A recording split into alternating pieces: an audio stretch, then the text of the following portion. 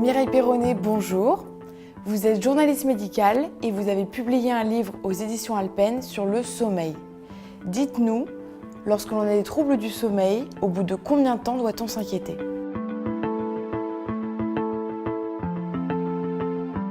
Les personnes sous-estiment leurs problèmes de sommeil. Ils peuvent avoir du mal à s'endormir, se réveiller à 3 heures du matin ou se réveiller dès 4-5 heures. Mais bon, ils font avec. C'est la vie, c'est comme ça. Mais pour autant, il y a des retentissements sur la vie quotidienne et c'est assez handicapant. Par exemple, des somnolences diurnes, des problèmes de vigilance, des problèmes de concentration. Donc les spécialistes disent que lorsque une personne a rendez-vous avec l'insomnie plus de 3 fois par semaine et que cela dure depuis plus de 3 mois, il serait bon de consulter. Pour quelles raisons faut-il consulter ? Ça permet de faire une mise à plat.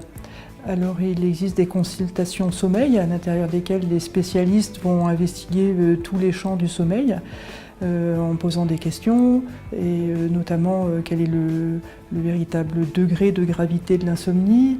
Est-ce qu'il y a des causes organiques, par exemple des problèmes respiratoires, des causes psychologiques, de l'anxiété, de la dépression, du stress.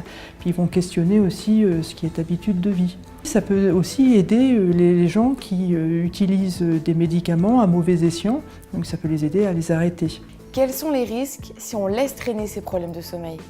Le sommeil, c'est le temps de reconstruction et de régénération. Il est indispensable pour la croissance, pour l'apprentissage, la mémoire, l'immunité, mais aussi il y a un retentissement sur le corps en entier, par exemple des pathologies cardiovasculaires, certains cancers, la prise de poids, et puis aussi certaines maladies neurodégénératives, par exemple le manque de sommeil favoriserait la survenue de la maladie d'Alzheimer. On peut aussi passer à côté de pathologies, je dirais des pathologies propres au sommeil, par exemple le syndrome des jambes sans repos, l'apnée du sommeil. Tous ces éléments qui convergent vers une véritable éducation au sommeil, on peut les retrouver dans le livre que j'ai écrit aux éditions Alpen.